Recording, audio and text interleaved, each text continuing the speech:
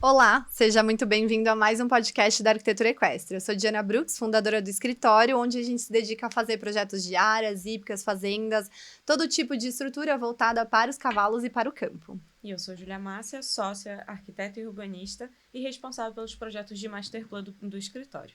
Hoje a gente vai falar sobre um assunto que todo mundo que é do cavalo julga conhecer muito bem. Bem-estar. Mas será que a gente realmente sabe reconhecer quando um cavalo de fato tá bem? Quando um cavalo deixou de sentir medo ou ele simplesmente parou de reagir porque a reação dele não vai mudar o resultado daquilo que ele tá tendo? Será que um cavalo pode estar sentindo dor, medo, desconforto, sem que a gente perceba? E como que a ciência consegue diferenciar tudo isso, né? Para responder essas perguntas, hoje a gente está aqui com um convidado, médico veterinário, Gabriel Lencioni. Gabriel, então, é médico veterinário, pesquisador da USP e dedica sua carreira ao estudo do comportamento e do bem-estar equino. Atualmente desenvolve uma pesquisa de doutorado utilizando inteligência artificial para avaliar as emoções dos cavalos durante o trabalho montado. Gabriel, seja muito bem-vindo, então, ao nosso podcast. Muito obrigado pelo convite.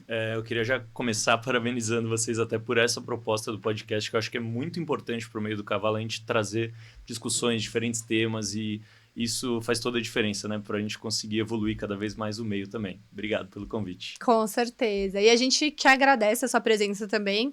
Gabriel não é daqui de onde a gente está, né? Pegou a estrada, pegou trânsito, dia de chuva, então é muito importante que profissionais como você estejam disponíveis também para vir aqui compartilhar, mostrar um pouco mais para a gente disseminar esse conhecimento para o mundo do cavalo. Gabriel, então, né, durante muitos anos, boa parte aí do que a gente entendia sobre o comportamento equino mesmo vinha da vivência na prática, né? Vamos dizer.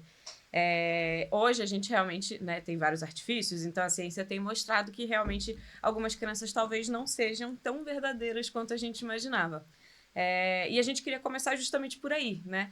Então, em que momento você acha, assim, que você percebeu que tinha que estudar o comportamento dos cavalos e não só atuar na medicina veterinária, né? Sim, é interessante, né? Porque essa área de comportamento, eu sempre tive muito interesse. Acho que a gente que gosta de animal, gosta de cavalo, sempre quer aprender mais sobre comportamento e acha legal, acha bonito, né? Tem o Dr. Dolittle que fala com os animais, etc. Parece muito legal. Só que eu fui percebendo, assim, ao longo da minha vida eu tinha muitas perguntas sobre comportamento. Eu ficava meio indignado quando eu fazia aula de equitação e o professor às vezes mandava dar uma chicotada no cavalo e eu ficava, mas eu que errei, não foi o cavalo? Não acho que faz sentido. Então eu tinha esses questionamentos e eu comecei desde muito novo a buscar cursos e ir atrás de diferentes profissionais para tentar entender o que cada um falava.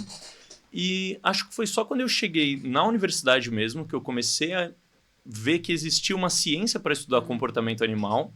E aí mudou para mim toda a perspectiva. Porque antes eu ficava muito confuso de ver diferentes pessoas falando coisas totalmente conflitantes. Sim. E eu ficava sem saber qual que é o caminho que a gente tem que seguir.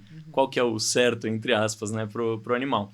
E quando a gente vai para esse meio da ciência é muito legal, porque aí a gente vai conseguindo realmente testar as hipóteses, avaliar os artigos, ver o que foi feito, de que maneira, e ter muito mais certeza, né, de que a gente pode, assim como na psicologia humana, ter uma linha a ser seguida, um tratamento pensado, planejado para fazer uma modificação comportamental, por exemplo, né? E aí isso já está muito evoluído em outras espécies. A gente usa muito... É curioso que essa ciência ela começou, na verdade, muito focada em animais silvestres. É mesmo? Porque no início da ciência do comportamento, eles acreditavam que era interessante pesquisar os animais que têm um comportamento natural, selvagem, que o humano ainda não influenciou. Entendi.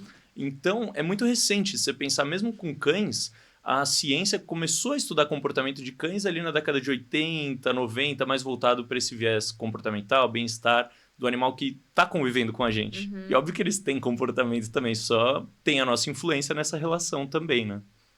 Não, muito interessante até você falar isso, né? Porque nessa linha do desenvolvimento do comportamento, por exemplo, na época dos meus pais, a gente sempre teve cachorro, né? Mas todo tipo de treinamento que existia, né, lá atrás era voltado para proteção, né? Então, era realmente você colocar no cachorro, né? Enfim, desenvolver no cachorro aquela habilidade para proteção. Mas nunca era para pô, né, uma qualidade de vida pro seu cachorro. Então, assim, né, como que você pode se comunicar também com o seu cachorro. Então, e é muito interessante isso, porque o cachorro convive com a gente também há muitos e muitos anos, e por ser mais portátil, parece que seria mais fácil começar por ali, né? Então, quando a gente olha o cavalo também, acredito que muitas pessoas que têm o cavalo têm um indivíduo só, né? E como que você vai basear a ciência, né, olhando para um único indivíduo? Porque realmente é uma rede, né? Vamos dizer, cada um deles se comporta de uma maneira. Total. E como que a gente pode encontrar esses pontos que se conectam para transformar isso em ciência, né? E acho que tem um ponto muito interessante disso que você falou também, que quando a gente está lidando com cães, por mais que muitas pessoas ainda não entendam muito bem o comportamento também dos cães, eles costumam estar cada vez mais dentro de casa, no nosso dia a dia, a gente interage muito com eles. Agora o cavalo, boa parte das pessoas no meio vão interagir 1 hora no máximo por dia com aquele animal, que já chega lá, ele já está selado, monta e vai embora. Sim. Então o quanto que a gente vai aprender, interagir e ensinar para o animal nesse contexto, né? Fica muito mais limitado. Sim. Até de observação, de olhar para o comportamento do cavalo com calma e ver o que ele pode estar querendo nos dizer, né? Sim, não, muito interessante. E depois de tantos anos, né, olhando e estudando para o comportamento equino, tanto na vivência quanto já dentro da parte da faculdade, qual que você acha, assim, que foi a descoberta que mais mudou a forma com que você enxerga o cavalo nesse caminho?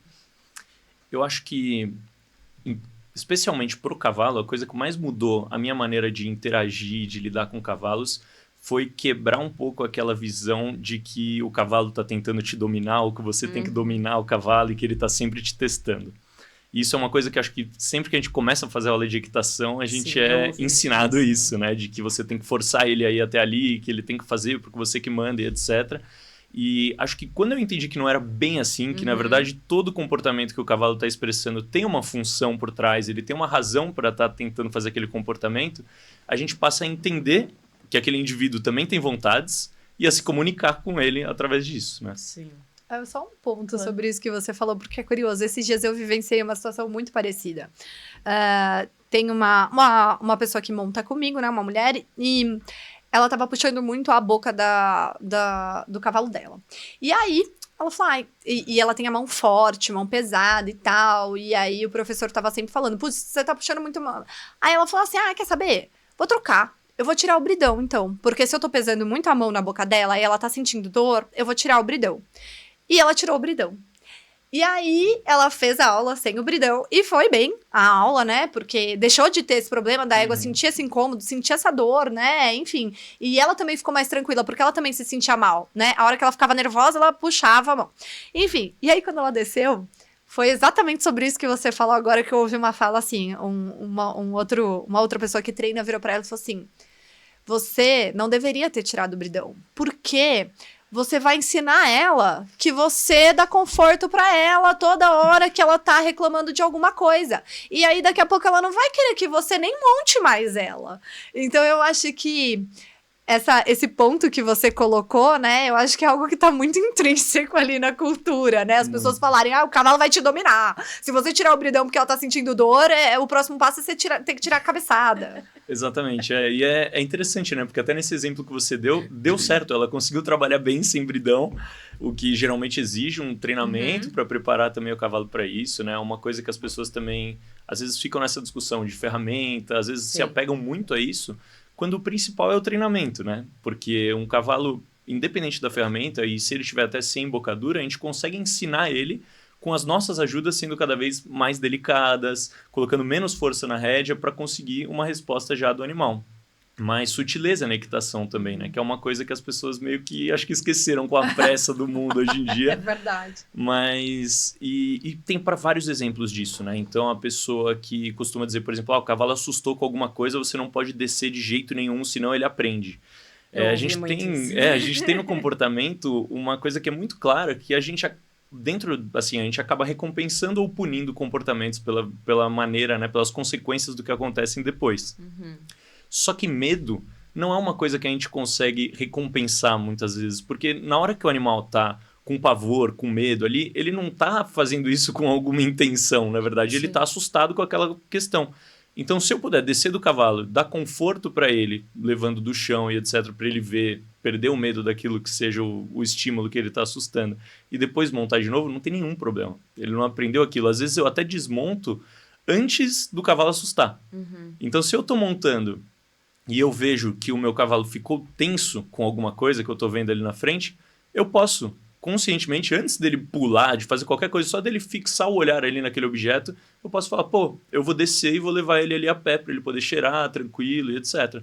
Principalmente um cavalo que tem mais medo, um cavalo mais assustado. Depois que ele já está mais acostumado, mais confiante, não precisa disso, mas é um processo, né? E isso é super válido, não vai ensinar nada de errado para ele, né? Não, abre muitas possibilidades, né? Tanto no ensino da equitação mesmo, né? Sim. Quanto no desenvolvimento até alta performance e tudo, mas realmente abre muitas possibilidades, porque eu lembro, eu tinha um cavalo na época que eu montava que eu gostava muito, assim, ele era minha alma gêmea, mas ele era muito assustado, ele veio de uma outra hípica e tal, e ele sempre assustava, cara.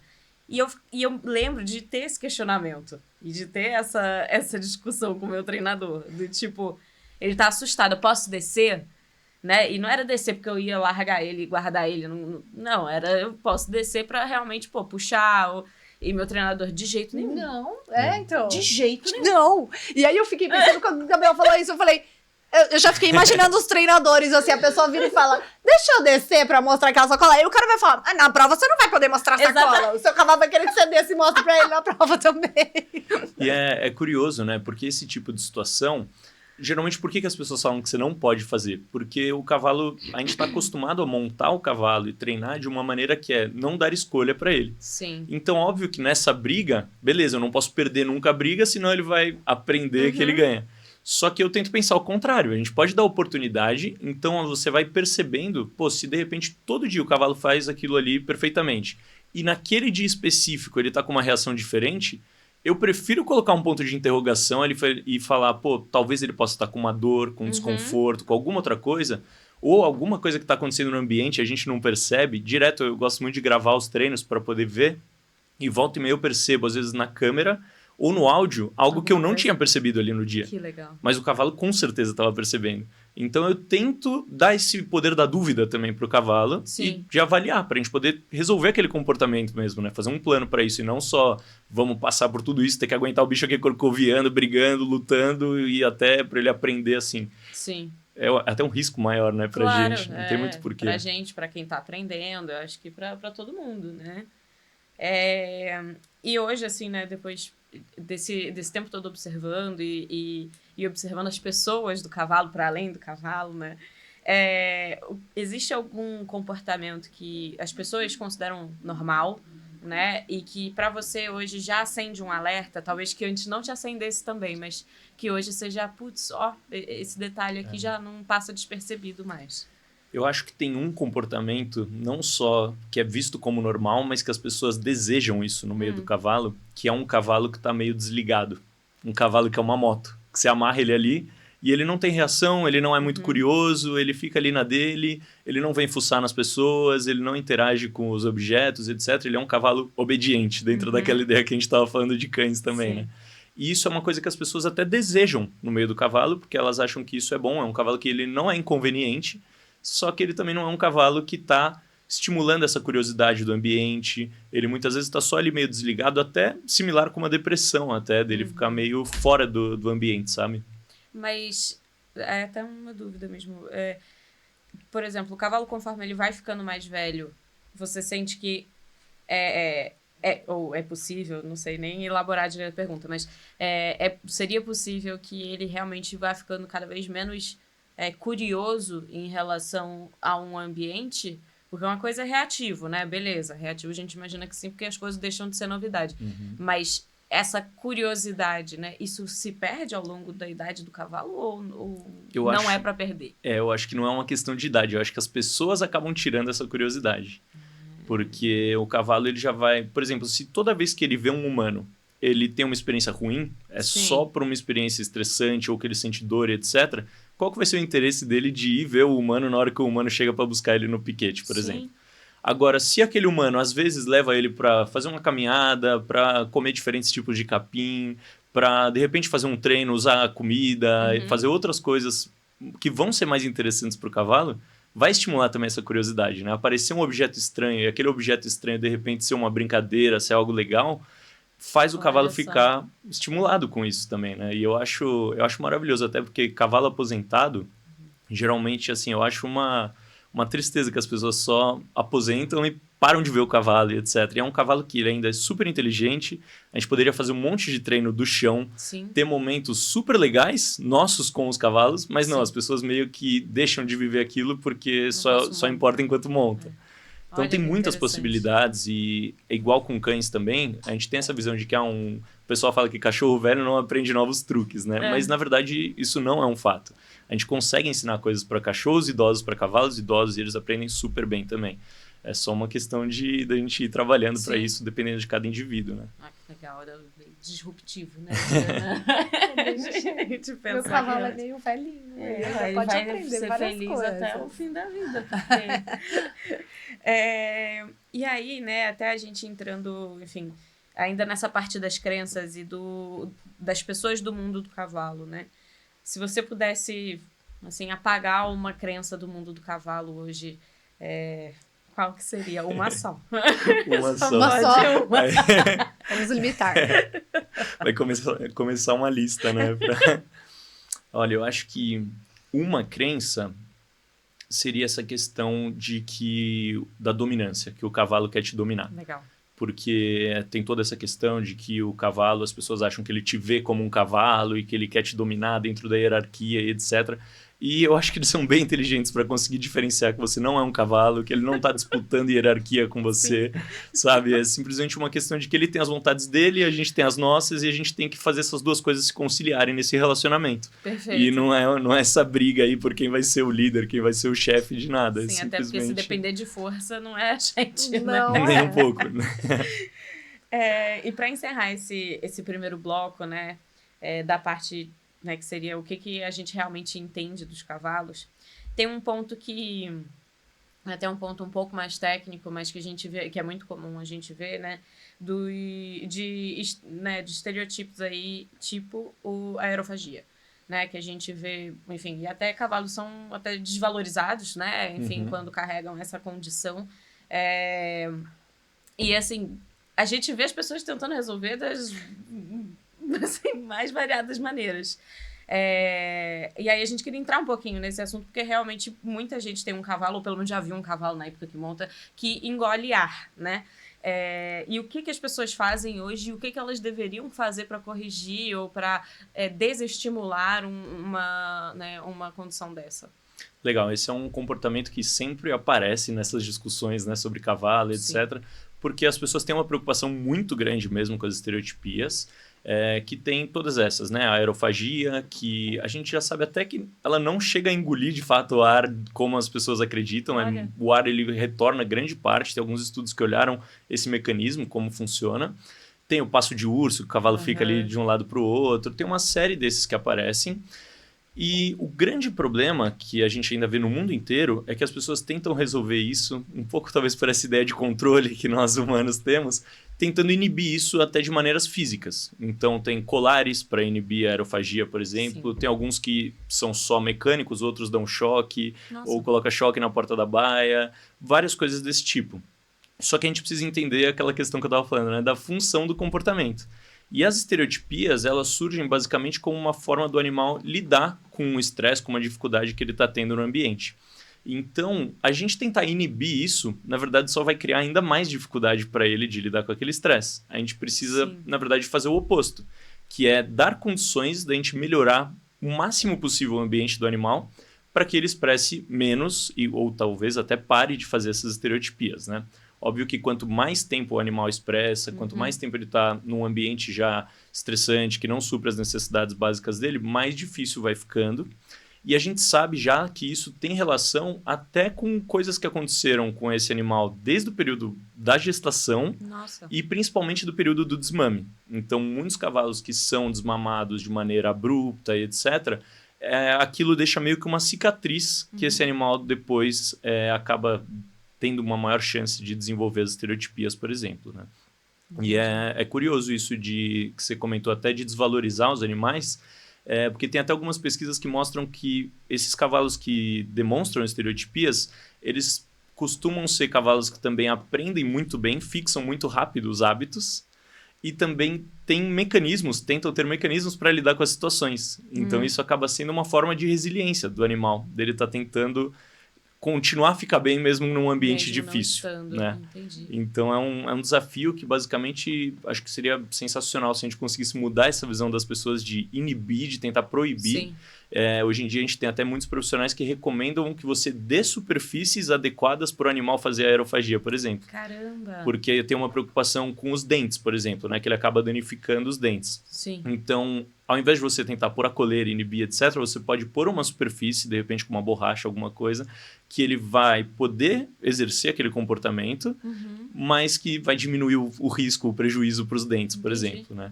E óbvio que é Muito aumentando quantidade de volumoso, enriquecimento ambiental, atividade física, todos esses estímulos, quanto mais rica for a vida do cavalo, menor a chance dele expressar estereotipias. Mas e aí não existe o ponto... No lugar onde eu monto, eu achei muito legal, porque meu treinador tem vários cavalos que engolem ar, e eu tinha um cavalo que, né, engolia ar, né, tinha aerofagia, enfim, que não é engolir ar, agora Parar de descobrimos. chamar assim. É uma briga, porque em inglês eles nem usam esse termo, eles falam cribbing, que não tem uma não tradução tem uma direta, tradução. assim, pro Olha. português, mas não tem a ver com engolir ar. Sim. Aham. Acho que é só porque é a sensação que dá. É, O faz barulho aquele que ele barulho, faz, né? Mas enfim. E aí eu tinha um cavalo que ele usava coleira, de fato, né? E ele teve alguns episódios de cólica, apesar de ele estar sempre com a coleira, e eu acredito que até quando ele tava com a coleira e teve cólica.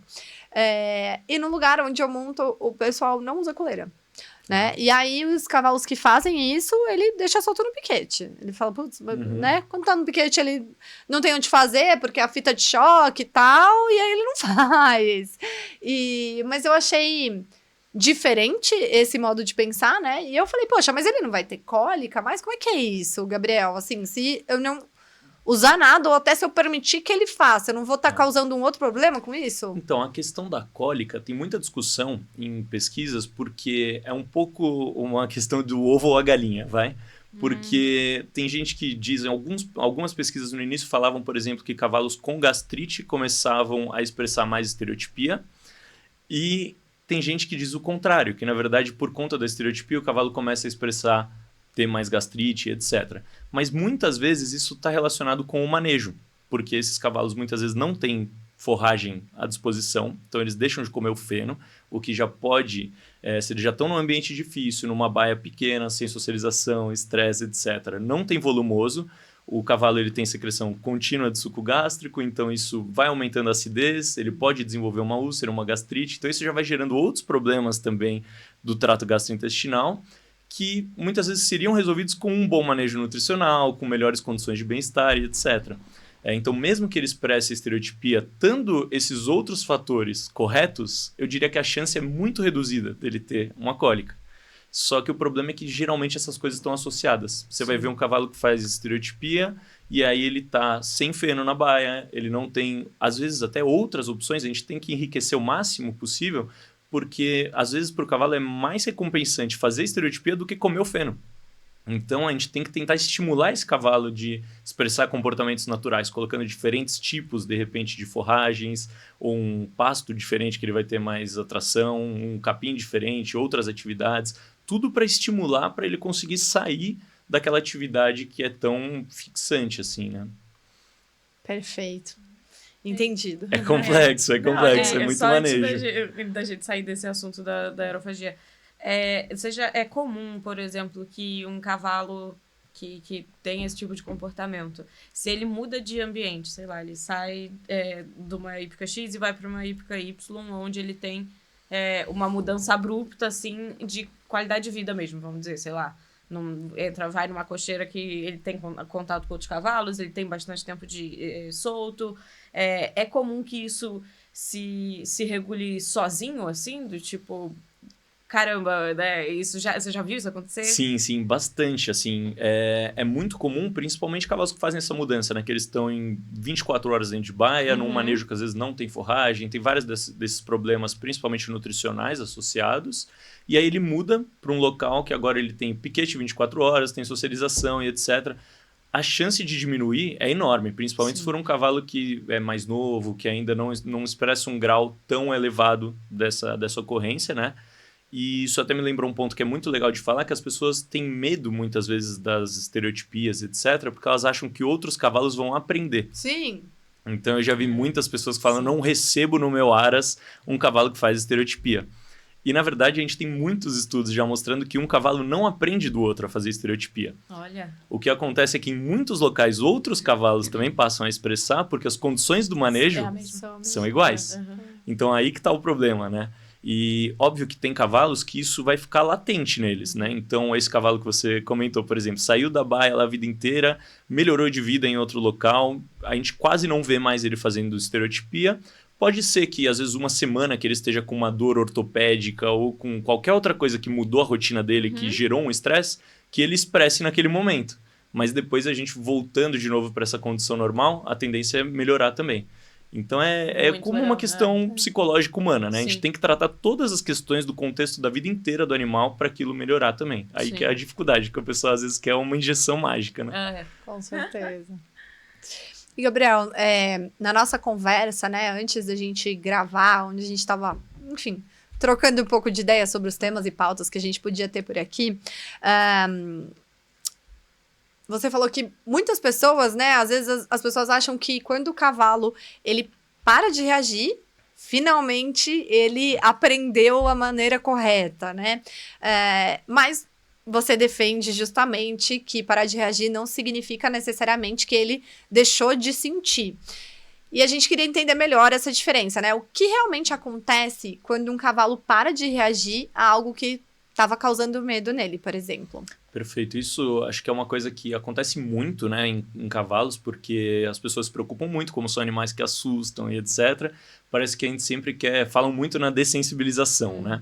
Só que as pessoas não sabem que esse processo de dessensibilizar, se for feito dessa maneira incorreta tecnicamente, né, simplesmente as pessoas colocam estímulos ali. Então, por exemplo, a sacola plástica que a gente estava falando, né? A pessoa vai lá, coloca a sacola plástica em cima do animal, expõe ele aquilo, geralmente segurando no cabresto para ele não conseguir sair, ele pode tentar correr, empinar, fazer o que for e a pessoa não dá esse alívio. E na hora que o cavalo para, a pessoa dá esse alívio. Então, ele vai aprendendo ao longo das repetições que a única saída daquele estímulo assustador é parar de reagir. E até, não sei se a gente chega a comentar, que é uma técnica isso que era usada até na psicologia humana, que chama inundação, que era para tratar fobias em humanos. Então, eles faziam isso também, que era basicamente uma pessoa que tem medo de aranhas, por exemplo. Você pode colocar ela numa banheira cheia de aranhas, e aí, assim que ela parar de gritar e espernear e etc., você retira ela da banheira. E aí você faz isso repetidamente, a tendência é o quê? Que da próxima vez que você coloca a pessoa, ela já vai parar de reagir logo, porque é o único comportamento que tira ela dessa situação. Mas acho que é meio óbvio pra gente que essa pessoa não aprendeu a lidar com medo. Ela só tá reagindo fisicamente àquilo, mas por dentro ela deve estar em pânico com aquela situação. E o mesmo acontece com o cavalo. Então o processo de dessensibilização, na ciência a gente conhece como dessensibilização sistemática, que é basicamente a gente fazer um passo a passo, super gradativo e abaixo do limiar de reação do animal. Então, se uma pessoa, por exemplo, que tem um medo de alguma coisa, o ideal é a gente ir expondo esse medo gradativamente no nível que a pessoa esteja confortável para lidar com aquilo. Que ela não vai sair correndo desesperada daquela situação, porque passou do limiar, passou do ponto, né? O balde transbordou. Então, o ideal é a gente trabalhar os cavalos para eles acostumarem com as coisas, enquanto ainda o balde está num nível legal de água, né? Então, a gente não pode passar desse ponto, senão a gente só tem um cavalo desligado e não um cavalo que aprendeu. Entendi. Seria algo, como você falou, né, gradativo. Então, se a pessoa tem medo de aranha, não vou jogar ela numa banheira de aranha, mas talvez eu deixe uma aranha ali, sei lá, num cômodo perto dela Exato. e ela Tem- vai Tem algumas convivendo, é pessoas isso? que talvez o início seria até assistir ver uma vídeo. foto de uma aranha, ver um Entendi. vídeo de uma aranha. Isso, às vezes, tem gente que já fica com pânico. Sim. Então, seria um processo bem gradativo, né? E com os cavalos a gente pode trabalhar, às vezes, a distância, mostrar um estímulo muito mais longe ou um estímulo mais baixo, se for um barulho, alguma coisa nesse sentido, né? Então, a gente tem várias formas de brincar com as coisas do ambiente para que esse processo seja gradativo e positivo para eles também. Perfeito. E você também comentou que 2 cavalos, eles podem apresentar exatamente o mesmo comportamento, mas por dentro eles estão vivenciando experiências emocionais completamente diferentes. Como que funciona isso? Assim, em termos de comportamento, a gente consegue observar muitas coisas, né? E a gente precisa também ter avaliações repetidas, eu diria, né? Porque cada animal, o histórico dele vai fazer com que ele se expresse também de uma maneira diferente. Então, é um pouco sutil isso e a gente precisa ter um certo cuidado e uma habilidade de observação para poder entender o que representa naquele contexto. Então, dando algum exemplo bem geral, assim, um cavalo pode estar chacoalhando o rabo para espantar a mosca. Ou um cavalo pode estar chacoalhando o rabo por estar insatisfeito, tenso, estressado, desconfortável com a ação de pernas da espora e etc.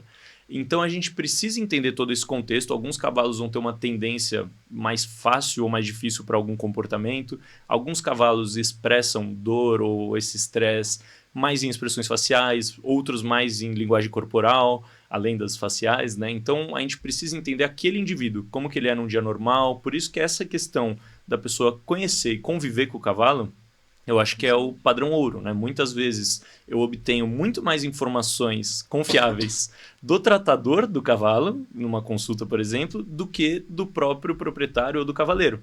Porque é a pessoa que repara nesse cavalo todos os dias e que vê essas modificações. Sim. Então é muito importante a gente reparar todas essas coisas que vão dar já informações para prevenir doenças, para melhorar o treinamento, tudo isso, né? Perfeito. E na sua opinião, qual que é a diferença entre um cavalo que obedece porque ele confia e um cavalo que obedece porque ele desistiu de reagir? Para mim é 300%, assim, porque é muito interessante, né, que principalmente cavalos de escolinha, cavalos para criança, etc., são cavalos que geralmente passaram por esse processo, levando o que a gente chama um desamparo aprendido ou uma anedonia, que é um quadro similar à depressão, que é aquele cavalo que não reage a mais nada. Então, as pessoas acham que isso é muito seguro, né?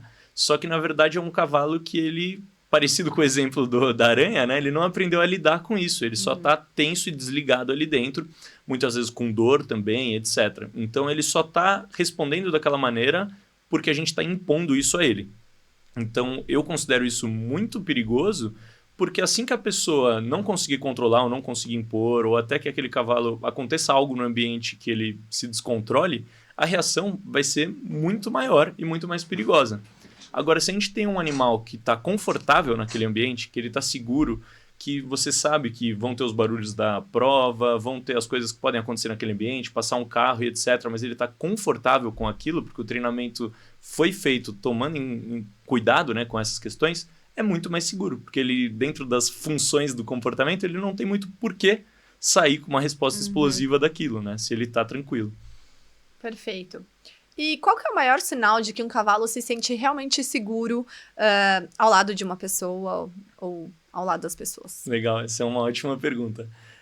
Eu acho que o principal, assim, a gente tem várias medidas dentro da ciência do bem-estar que a gente consegue ir avaliando tanto a rotina, a interação com esse cavalo. Então, a gente consegue ver pistas de diferentes áreas. Então, desde a saúde física até a saúde mental e até a relação humano-animal. A gente consegue, tem alguns testes objetivos para a gente avaliar isso. Mas eu diria que pro proprietário de cavalo ou pro cavaleiro, o principal seria observar esse dia a dia. Essa interação já vai dando várias dicas para a gente. Então, por exemplo, você vai pegar o seu cavalo na baia ou no pasto. Essa interação já está te dando informação. Se o cavalo não quer que você pegue, ou ele vira, tenta dar coice, tenta morder, etc., opa, já vamos colocar um ponto de interrogação aí, porque pode ter algo a ser melhorado nessa relação. Aí o cavalo, você vai montar ou vai selar o cavalo. Na hora de apertar a barrigueira, ele tenta morder, ele fica chicoteando o rabo, mostra uma série de sinais que a gente foi também ensinado a ignorar, Sim. né, ao longo das tradições. Aí, próximo passo, a pessoa vai montar o cavalo não fica parado para ser montado, o cavalo mostra desconforto nesse momento, etc. Também é algo que a gente foi ensinado a ignorar e vai, monta do jeito que der e tudo bem, depois ele fica ok. Sim. Mas é algo que está mostrando desconfortos desse animal, né? E também no trabalho montado, cavalo que mostra dificuldade, corcoveia, briga, aquele cavalo que a pessoa tem que rodar antes de montar, porque senão o cavalo fica impossível. Isso geralmente vão me dando dicas de que aquele cavalo, na verdade, não está confortável com todo esse processo. Porque, teoricamente, você poderia pegar um cavalo que vem até você mesmo do pasto, um cavalo que não reclama ao ser selado, ao ser escovado, etc. Um cavalo que fica parado, tranquilo para ser montado e que trabalha tranquilo também, mesmo que você tire ele do pasto há 1 milhão de meses, anos e etc.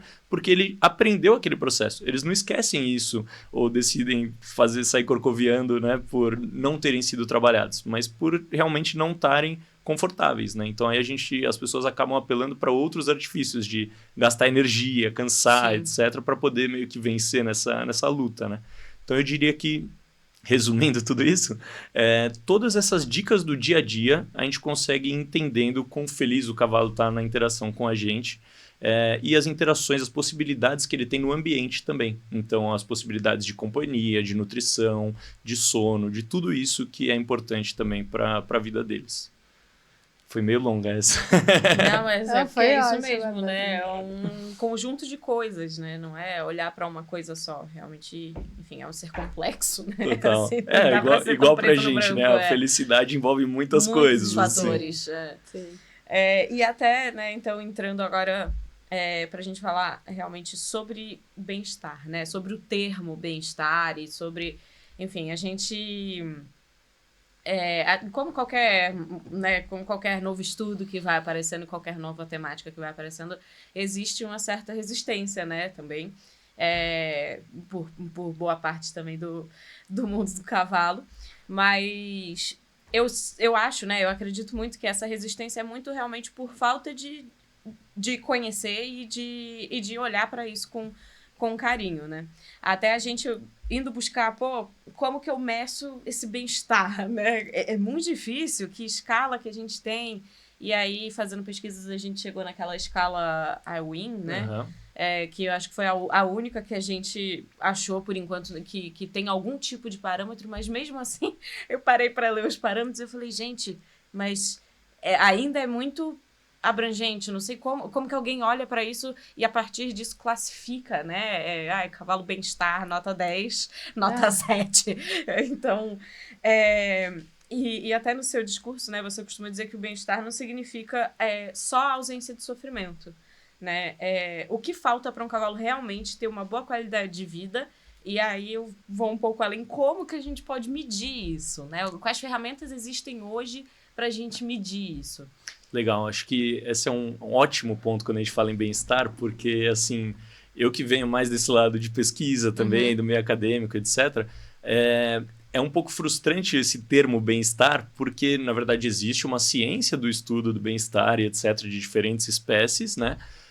Só que, na prática, bem-estar é uma palavra que é muito usada por marketing, né? Sim, porque perfeito. vende. Então, as pessoas confundem bem-estar com 1 milhão de possibilidades, desde massagem até, sei lá, um banho especial no cavalo, etc. Tudo isso entra meio que dentro desse pacote, né, de bem-estar, mas que não tem a ver com o tema que a gente está falando, por exemplo, né, que é uma ciência para avaliar realmente as condições que o animal está inserido. E a gente tem cada vez mais pesquisas que tentam trazer indicadores objetivos para a gente poder avaliar esse tipo de relação. Então, o protocolo IWIN, por exemplo, ele faz isso, que é com alguns testes que você pode fazer com aquele animal, ou até com um certo número de animais de uma propriedade, que você consiga ter um mapa de mais ou menos qual que é o nível de bem-estar naquela propriedade. E eu falo nível porque o bem-estar, na verdade, não é o animal simplesmente tem ou não tem, mas é uma gradação. Então, a gente tem desde um nível de bem-estar muito ruim até um nível de bem-estar muito bom. Então, dificilmente a gente tem um lugar que não tem nada para melhorar em termos de bem-estar, por melhor que seja, né? A gente pode provavelmente melhorar mais. Então, está em algum lugar nessa reta aí, né? Então, pode estar dentro desse espectro, basicamente. E aí, né? Então, quando você diz que quando a gente está falando de bem-estar, necessariamente a gente está falando de um protocolo, né? Eu estou tentando mensurar isso ainda, porque realmente é uma dificuldade, até para a gente, como arquitetas, né, entender realmente a influência daquilo que a gente está projetando, se aquilo ali está indo de fato de acordo e contribuindo para aumentar essa escala, né, de bem-estar ou não. Né? Então, quando a gente fala de bem-estar, a gente está falando de uma soma de fatores que geram um protocolo. É isso? Ou... Na verdade, assim, a gente tem uma soma de fatores que vão contribuir para uma melhora no nível de bem-estar daquele animal, né?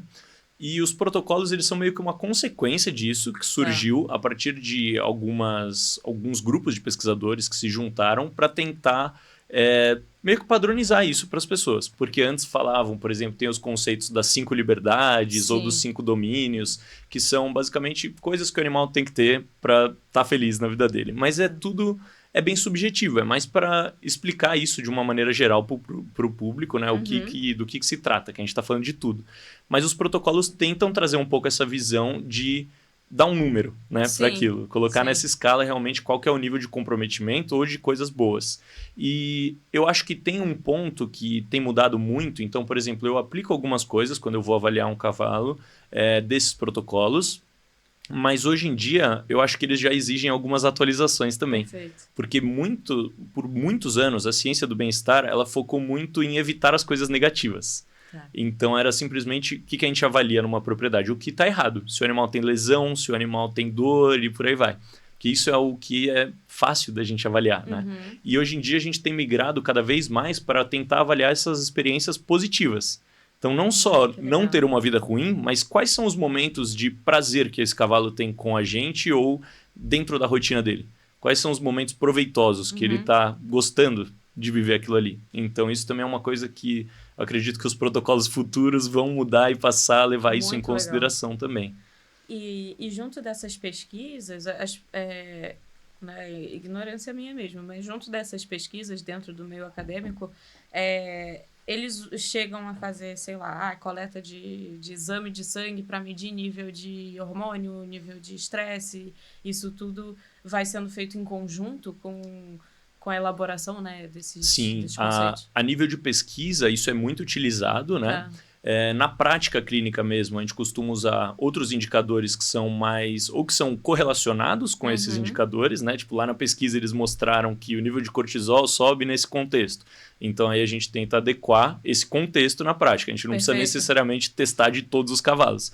A gente meio que já sabe que um cavalo que está isolado de outros, ele já vai estar mais estressado. Mas a nível de pesquisa, isso é utilizado como uma ferramenta. Então, poder avaliar tanto cortisol quanto ocitocina, por exemplo, que é o conhecido, né, como hormônio do prazer e etc.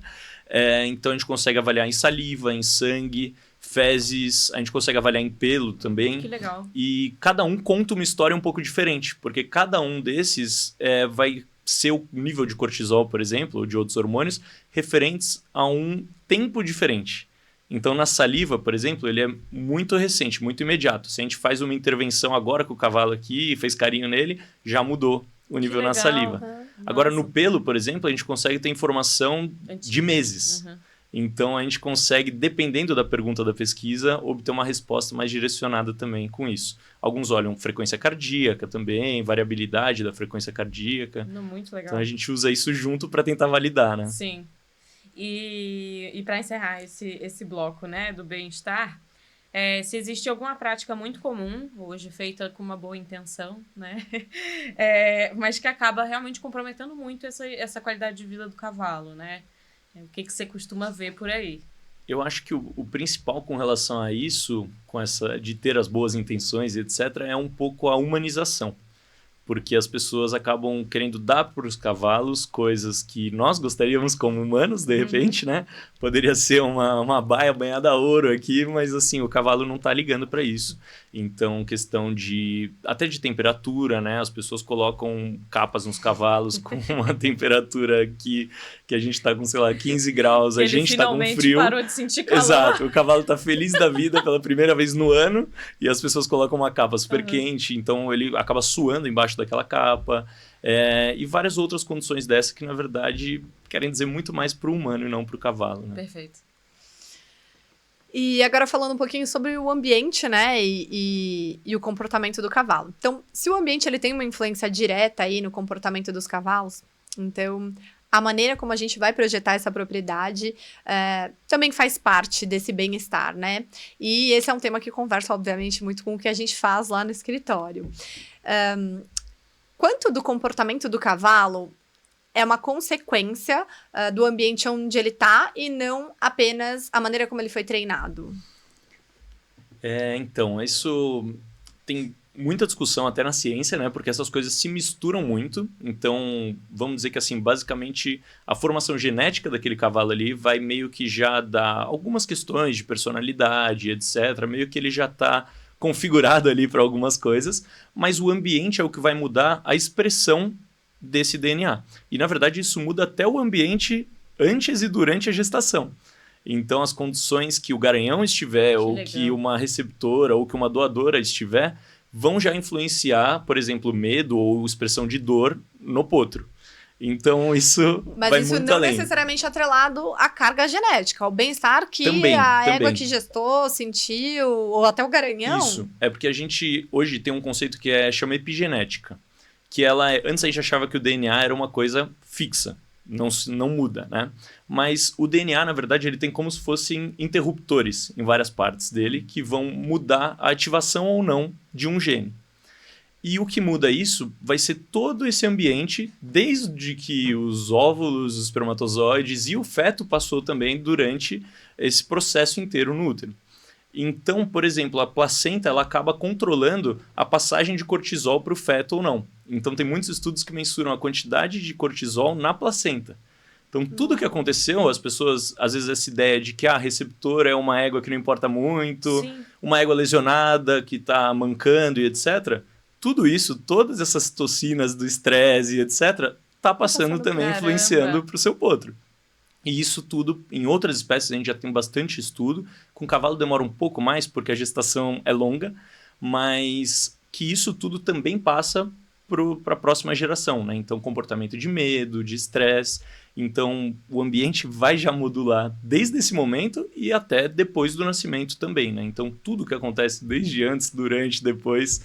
E é uma coisa que eu acho meio assustador no meio do cavalo, porque as pessoas meio que ignoram isso, né? Às vezes só se importa com o cavalo, produto final, depois exato. que ele já está saltando, competindo, etc. Só que eu acho que cada vez mais as pessoas deveriam dar importância para essa etapa inicial e para os criadores que tomam esses cuidados, né? Sim. Sim, E acho que o exemplo que você colocou da receptora foi perfeito, Sim. né? Porque normalmente é aquele cavalo que... Você tá atenção, pegando um embrião de milhões de reais e colocando numa receptora que pode estar passando uma série de problemas para esse embrião. Simplesmente porque você quis economizar ali um pouco.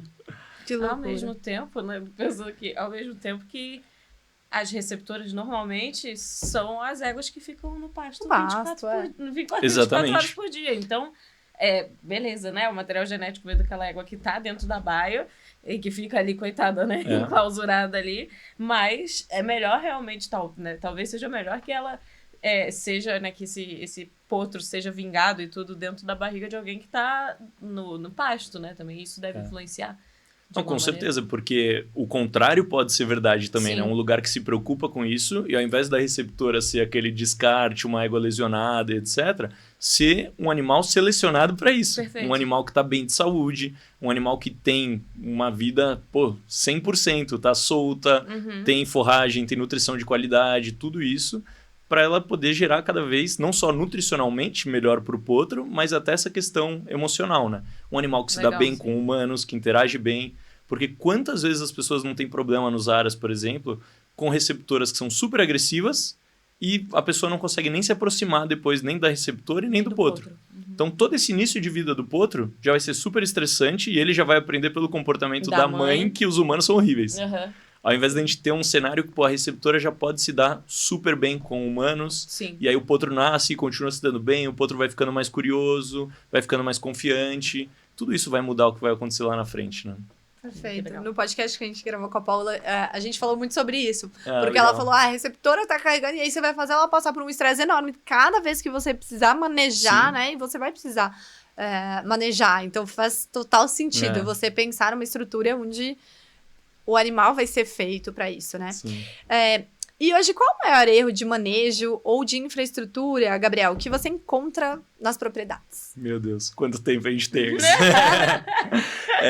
Não, eu acho, assim, já até a gente conversa bastante tempo, né, sobre isso, porque eu acho que é uma área que putz, faz todo sentido, né? As pessoas por muito tempo não valorizaram muito essa parte da construção da propriedade. Sim. Parece que, tipo, o animal vai ser o animal independente de onde ele esteja, né?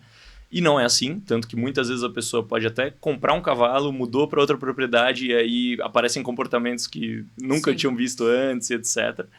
E então, assim, eu já busquei, assim, tenho muito interesse disso, já visitei diferentes tipos de sistemas e eu acho que a gente pode ver problemas em todos esses sistemas, muito influenciado tanto pela arquitetura do local quanto pelo manejo, né? Então, as duas coisas também se conversam muito. Sim.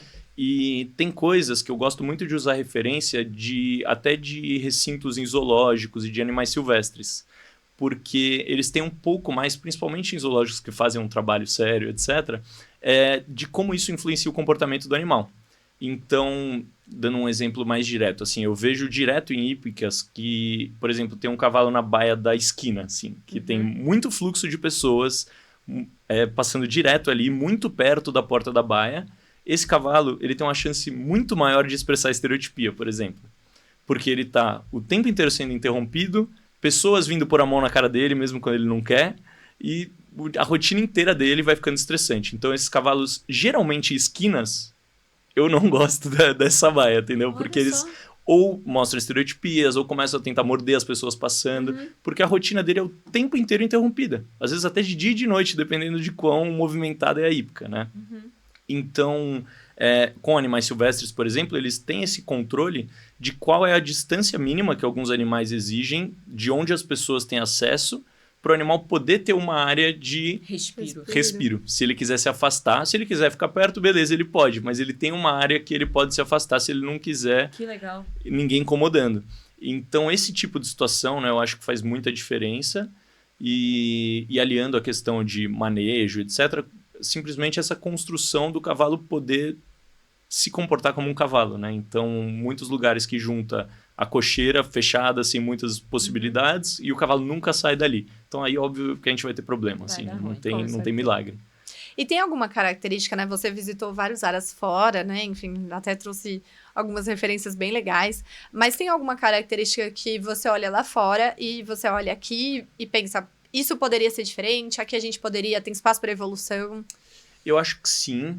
Dependendo do país, assim, tem bastante agora essa questão do Paddock Paradise, Paddock Trail, tem mudado muito, né? Tentar otimizar o ambiente, né? Que o tamanho, o espaço, para a gente conseguir dar mais movimentação para o cavalo, dar mais forrageamento, dar socialização com outros cavalos. Então, isso tudo tem mudado bem em alguns países, mas também é muito importante que a gente pense como a gente vai fazer essa mudança ou essa evolução, tanto aqui no Brasil quanto fora. Porque eu cheguei a ver muitos lugares também com sistemas tentando ser diferentes, mas que geraram outros problemas de manejo. Por exemplo, fazer sistemas de trilhas onde não tem espaçamento suficiente. E aí os cavalos acabavam conflitando também dentro dessas trilhas, né? Porque se você não adequar isso também pode dar problema. Como você faz a introdução de um novo animal no grupo, tudo isso. Então, são vários fatores, né, que a gente tem que adequar dependendo de clima, dependendo do local também que o animal vai estar inserido, tudo isso. E é muito legal isso que você pontuou do espaço, né? No Paddock Paradise, eu acho que mesmo que a pessoa não tenha muito espaço, ela tem a opção de ter diferentes estímulos, né? Ao invés de ser só um piquete. Só um piquete, né? E você otimizar isso mesmo, para que aquilo fique mais atrativo, né? Porque você imagina, se tiver só um piquete num espaço pequeno ainda. Exatamente. E assim, mesmo, né, o cavalo estando solto, a gente, dentro dessa ideia, né, de vários níveis de bem-estar, a gente tem como melhorar em todos os sistemas que a gente está falando. Então, numa baia, a gente tem como melhorar a janela, a ventilação, a gente tem como melhorar a socialização com outros cavalos, até o manejo atrelado a isso, de por quanto tempo ele vai ficar dentro da baia, o que ele tem para fazer, a nutrição e tudo isso, as ferramentas de enriquecimento ambiental que deveriam ser melhores utilizadas. Então, tudo isso, né, até nas trilhas também, dentro do piquete, a gente pode enriquecer mais o dia. Então, dando um exemplo, até que às vezes as pessoas pensam que o ideal é um pasto para o cavalo, né, para ele poder ter liberdade, etc. Só que até essa ideia de um pasto enorme de monocultura, né, que é o que a gente tem muito aqui no Brasil, já está sendo discutida também. Olha. Porque a gente soltar o cavalo num pasto enorme, que ele tem o mesmo tipo de grama para comer o pasto inteiro, não é nem perto de ser tão estimulante quanto um pasto com uma variedade de gramíneas que ele pode exercer uma escolha. Ele vai lá caminhar, vai cheirar uma, vai cheirar outra, vai comer um pouquinho dessa. Então seria melhor nutricionalmente e até comportamentalmente, né? Tipo, ele mentalmente ele vai ter que fazer essa escolha. E ainda mais aqui no Brasil, que a gente tem na maior parte do país, né, uma boa condição climática para isso. Sim. E até gramíneas nativas que a gente poderia estar oferecendo para esses animais com níveis mais controlados de açúcar e etc. do que a gente costuma oferecer nessas mais valiosas, né, de laboratório. Sim. Muito legal. E na prática, Gabriel, tem algum detalhe de projeto ou de instalação que costuma aparecer que é algo pequeno, mas que faz uma diferença enorme na vida do cavalo? Em termos de projeto, eu acho que essa questão do espaçamento para o cavalo poder sentir esse ambiente para ele confortável. Então, ambientes que o cavalo geralmente não tem visão de outros cavalos, ou que é um corredor muito estreito, que fica passando o cavalo na frente dele todo o tempo, o carrinho, o tratador, pessoas, todo mundo, a pessoa mexendo também. É uma coisa que acho que mudou muito para mim, que eu também hoje em dia evito até interagir com o cavalo assim na baia se eu vou visitar um local. Eu espero ver se o cavalo quer vir interagir comigo antes de sair pondo a mão na cara dele, sabe? Porque vai incomodando também o animal ao longo do dia. E então isso assim, acho que o corredor fechado, essa questão das baias também fechadas, etc. E de manejo, principalmente, se eu tivesse que falar um ponto para melhorar, eu acho que seria a falta de volumoso. Já vi muitos problemas de comportamento que melhoraram absurdamente só do cavalo ter mais volumoso e ter a nutrição corrigida. Sim. Eu acho que hoje eu vejo muitas pessoas valorizando bastante a ração, dar a melhor ração, quando na verdade o que o cavalo precisa é o melhor feno. Exatamente. E tem ainda essa briga, até na veterinária, ainda com muitos profissionais que dão essa importância muito grande para a ração, quando na verdade a ração deveria ser quase como um suplemento, né, de uma nutrição baseada realmente na forragem. É um cavalo que tem a questão, já que a gente falou, da liberação do suco gástrico, tem essa questão da mastigação mesmo, que é um comportamento natural, o cavalo está mastigando o tempo inteiro. Então ele não ter isso, ele já começa a mostrar agressividade, vários outros problemas, né? Perfeito. E se você pudesse projetar uma cocheira pensando exclusivamente na perspectiva do cavalo, quais seriam as suas prioridades?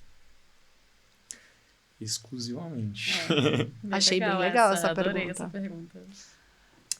Vamos ver, a gente tá aqui fazendo a lição de casa. Anota o que o Gabriel vai falar. Cocheira do Gabriel. Então, eu acho que vale cocheiras com possibilidades de aberturas, etc. Piquete, vale também? Então tá bom. Basicamente, quando a gente fala em bem-estar, acho que uma das formas da gente avaliar é o quanto de escolha o animal tem dentro do ambiente. Então, pensando nas nossas vidas, né? O mais legal possível, você vai se sentir melhor se você está num ambiente que você pode controlar a temperatura, você pode controlar, de repente, a cama que você vai deitar, você pode controlar vários fatores nesse ambiente. Então, o que eu diria era tentar fazer uma cocheira, um abrigo que tivesse possibilidade de movimento, principalmente para o cavalo, que é muito importante. Então, saída para uma área aberta, ter essa possibilidade de socialização. O ideal, o padrão ouro, seria com outros cavalos no mesmo ambiente, né? Fora do Brasil, eu não comentei antes, mas tem também muita gente que está mantendo como se fossem baias coletivas, né? Então, ao invés de você deixar os cavalos em baias individuais, é tipo um galpão com vários cavalos lá dentro. E eles também se entendem, etc. Então, tem essa possibilidade de socialização. A questão de forragem, como eu comentei, dar variedade. Se não dá para plantar variedades, oferecer variedades.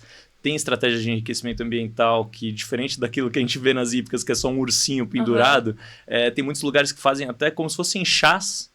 Faz um chá e coloca o feno no chá para você dar um gostinho diferente ali naquele feno. Sério? Então, isso, querendo ou não, já mudou o cheiro, já mudou o gosto. Então, são estratégias que a gente pode usar para realmente enriquecer esses estímulos e essa capacidade do cavalo, né? Então, assim, eu diria tudo isso. Acho que o cavalo possa ter muitas escolhas no ambiente. Então, de repente, se você quer colocar uma área com areia, que ele vai gostar de se espojar, uma área que pode ter um aspersor, uma água para ele se refrescar, um lugar para se proteger do vento, um abrigo para se proteger, de repente, do sol, de uma chuva. E é bem interessante porque as pessoas, às vezes, até fazem alguma estrutura, mas depois elas se arrependem ou acham que jogaram dinheiro fora porque o cavalo não usa, né? E, na verdade, para mim, isso continua sendo importante ter essa estrutura lá. Então, vamos supor, se eu faço um abrigo e o meu cavalo não usa, eu sei que ele tem a escolha de usar. Né? Então, isso é um primeiro ponto. E, às vezes, tem uma questão que as pessoas fazem, e vocês vão saber melhor que eu, mal projetado esses abrigos também. Então, o abrigo acaba sendo mais quente do que fora, etc. Então, o cavalo não usa por outras razões. Sim. Ou o piso escorrega, então toda vez que ele tentou entrar no abrigo, ele tomou um escorregão. Exatamente. Ele falou, não vou mais entrar. E aí as pessoas se apegam a isso, acham que o cavalo está sendo teimoso, que não gosta do abrigo que ele fez, né? Mas eu acho que tudo isso, assim, dar escolhas o máximo possível na vida do cavalo, para ele poder controlar essas questões ambientais. Legal. Assim. Legal. Eu tenho uma curiosidade. Você falou logo no início da pergunta que tem lugares que você já viu baias coletivas, né? Mas isso funciona, na sua opinião, para cavalos de esporte? Eu acho que poderia sim funcionar. Assim como o sistema de trilhas também, os cavalos acabam ficando juntos, né? Pelo menos fora do Brasil, as que eu visitei, não tinha nenhuma que era trilha só para um cavalo ficar naquela trilha. Eram vários cavalos dentro do grupo. Eles têm geralmente uma baia que é integrada a essas trilhas para poder fazer a socialização e ir introduzindo um novo cavalo aos poucos, para que esse processo também dê certo. E acho que tem tudo para funcionar, só que as pessoas precisam ter esses cuidados, né? Então a gente ainda tem um tabu enorme de soltar cavalos juntos, porque as pessoas têm pressa para fazer esse processo. Cavalos que muitas vezes foram desmamados já sozinhos e separados de outros cavalos, então eles também não aprenderam esse repertório comportamental para estar com outros e se comportar bem nesse cenário, né? E uma coisa que ajuda muito também nesses locais com trilhas, etc., fora do Brasil, é que muitos até exigem que os cavalos estejam sem ferradura. Porque aí você, no caso de um coice, etc., você diminui o risco, né? Porque a ferradura vai acabar cortando e sem o ferro isso fica muito mais tranquilo, né? Em termos de acidentes. E também ajuda a questão dos cascos, a movimentação, né? Toda a questão do barefoot também vai conversar com esses sistemas. Eu tava pensando, você tava falando, eu fiz uma analogia, assim, eu tava pensando, putz, mas e se um cavalo briga com o outro, né? Você vai tirar o cavalo e tal.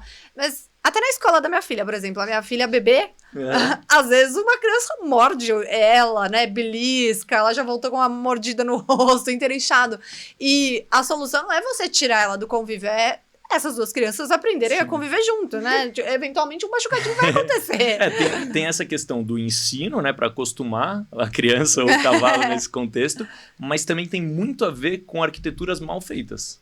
Porque muitos dos conflitos que eu vejo é por conta, tanto com humanos com cavalos ou cavalos com outros cavalos, porque teve que passar, por exemplo, num local muito estreito, ou o cavalo se sentiu encurralado ali. Então, se a gente faz um galpão com uma arquitetura que o cavalo tem zonas de fuga, ele não tem muito motivo para optar pela briga. Ou quando as pessoas tentam juntar 2, 3 cavalos em um piquete, aí ele tem um coxo só para tomar água. Coloca o feno em um monte só no meio. E aí os cavalos vão brigar por uma questão, não é dominância, é posse por recurso. E os recursos são muito interessantes porque eles vão depender também do que cada animal valoriza mais. Então a gente pode ter um cavalo que, sei lá, tem a pele mais sensível, então ele vai brigar muito pelo abrigo, enquanto o outro vai brigar muito pela comida. E tudo isso a gente consegue controlar se a gente der variedade e possibilidade de recursos, né? É um cuidado tanto da arquitetura quanto do manejo juntos, né? Perfeito. E você pode contar um pouquinho pra gente sobre enriquecimento ambiental? Porque você mencionou anteriormente, a questão do bichinho, da bola. Nossa, eu ia em um monte de lugar que tinha a bola pendurada. Inclusive, eu já devo ter pendurado bola na baia de algum cavalo, um bichinho, alguma coisa assim, né? E uma vez eu vi também sobre essa questão dos brinquedinhos, né? Então, eu vi Também uma pessoa falando, esses brinquedinhos na verdade estressam mais o cavalo do que necessariamente, o cavalo tá se distraindo. Ele não, tá ficando estressado porque ele quer comer e não consegue. Então, o que é esse enriquecimento ambiental? Bem legal, assim, porque acho que antigamente a gente não ouvia falar em enriquecimento ambiental. Aí a gente começou a ouvir falar bastante e tudo, mas as pessoas começaram a fazer meio como cada um achava que era e etc, né? Então, por que eu falo contra, né, os ursinhos e as bolas? Não é que eles não possam ser usados na cocheira, eles podem ser ferramentas até legais de enriquecimento ambiental. Só que o que acontece na prática é, a pessoa vai lá, amarra o ursinho ou uma bola e deixa eternamente na baia daquele cavalo. Então aquilo talvez um dia serviu para fazer alguma interação, enriqueceu alguma coisa. Mas depois é como se fosse um livro que você está lendo ele 1 milhão de vezes num quarto sem mais nada para você fazer. Então aquilo já perdeu o sentido, não está enriquecendo mais o dia de ninguém, né? Então, basicamente, o enriquecimento ambiental, ele exige estratégias para que realmente a gente possa avaliar se aquele cavalo está interagindo bem ou não com aquilo, e como que a gente pode ir modulando, fazer um rodízio dessas ferramentas. Algumas usam alimento, outros não usam alimento, depende muito, às vezes superfícies, cavalos que gostam mais de se coçar, várias coisas que a gente pode mudar, diferentes texturas, colocar ou escovas ou até tapetes assim para o cavalo se coçar, também são opções que cada cavalo vai meio que dizer o que ele gosta mais de fazer. E até entrando nessa questão dos que usam alimento dentro, né? Tem alguns que são tipo alguns alimentadores lentos, tanto de feno quanto de ração, que pode sim gerar essa questão de frustração se ele não for bem inserido também. Porque a questão, assim, se eu pegar um cavalo que nunca comeu num slow feed, num tipo tanto para feno quanto para ração, mas que é muito devagar a liberação, ele vai ficar frustrado. Agora, e até com cachorro acontece isso também, né? Tem alguns brinquedos, aqueles de lamber ou de... tem cachorro que fica muito frustrado. Então, você tem que ensinar eles também a fazer isso. Sim. Então, no começo, fazer de uma maneira que seja fácil para eles obterem o alimento. E aí, a gente vai dificultando gradativamente. Legal. Vai aumentando o nível do estímulo, né? Mas isso não existe, né? Que brinquedo que Não, gradativamente, cavalo, eu não sei. Pra cachorro tem. Pra cachorro tem. A gente tem como mudar o que a gente oferece também, né? Então, para cachorro, por exemplo, tem aqueles que são recheáveis, né? Aí no começo você pode pôr só o petisco, por exemplo, que vai cair super fácil. Aí depois você coloca uma pasta ou uma banana amassada, vai ficando mais difícil. Até a hora que você chega, sei lá, congelar o negócio. E para o cavalo você pode fazer também. Existem alguns desses, mesmo lick match que dá para usar também, ou com uma banana, que tem cavalo que gosta, ou com uma pasta, alguma coisa. Sei lá, tem algumas que a gente pode inventar aí, umas Eu fiquei com uma dúvida. Uma vez, já faz um tempo, quando eu tinha blog ainda, né? Eu tava sempre lendo, eu lia muito. E aí eu vi uma matéria falando sobre o enriquecimento com espelhos. Então, tipo, do cavalo ter o espelho, né? Enfim, um pouco igual a gente, né? Sei lá, você entra num elevador, sempre tem muito espelho pra diminuir a ansiedade, né? Claro que para cavalo não poderia ser um espelho, né? Mas existem, sei lá, películas que você pode aplicar e que vão refletir e tal. O que você acha sobre isso? Então, existem... Fora do Brasil eu já cheguei a ver, não eram espelhos de fato, mas eram isso, né? Eram materiais feitos... vendiam para cavalos mesmo, para colocar como... para ter um espelhado ali para ele poder se ver. Eu não me lembro de ter visto nenhum estudo avaliando isso, do quanto o animal ficou mais tranquilo ou não. Mas tem muito essa discussão, sim.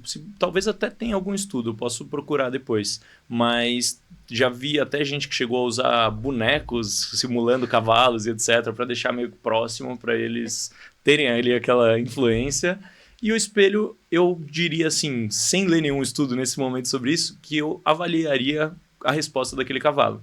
Porque do mesmo jeito que pode trazer uma calma para algum cavalo, pode ser que um outro cavalo fique estressado. Então, eu diria que a gente poderia testar e avaliar o indivíduo. Mas uma dúvida, né? E nem sei se você vai ter resposta pra isso. Tipo, o cavalo entenderia o espelho como uma companhia ou não? Ele entende que é o reflexo? Então, existe muito essa discussão em várias espécies, porque eles usavam esse teste do espelho para saber se o animal se reconhece ou não como ele mesmo, né? Se eu não me engano, o cavalo ele não se reconhece como ele próprio no espelho. Mas também, assim, é um teste que hoje em dia é até muito criticado, porque... usaram isso por muito tempo na biologia, etc., para tentar ver o nível de inteligência. Só que a gente pensa na prática para esses animais, qual que é a vantagem evolutiva dele se reconhecer num espelho, sendo que, tipo, ele tá no meio de um mato, num campo, e ele tem que fugir de outros. Tipo, não tem nada que seja um espelho, sabe? Então não sei o quanto reflete de fato essa inteligência, mas de repente Perfeito. pode ser interessante. Enfim, acho que é mais um ponto, né, pra gente estudar dentro da Sim. arquitetura. Gabriel, e você acredita que um bom projeto de arquitetura pode prevenir problemas de comportamento num cavalo antes mesmo que eles aconteçam ou que eles apareçam? Totalmente, totalmente. Eu acho que muitos dos problemas são causados por essa associação, né, de uma arquitetura mal pensada e de um manejo mal pensado também. Então, a gente consegue ver, às vezes, facilmente. Eu gosto de ir no horário do trato, por exemplo, em muitas propriedades, que você já vê diferença de cavalos que ficam ansiosos, chutando a porta da baia, etc.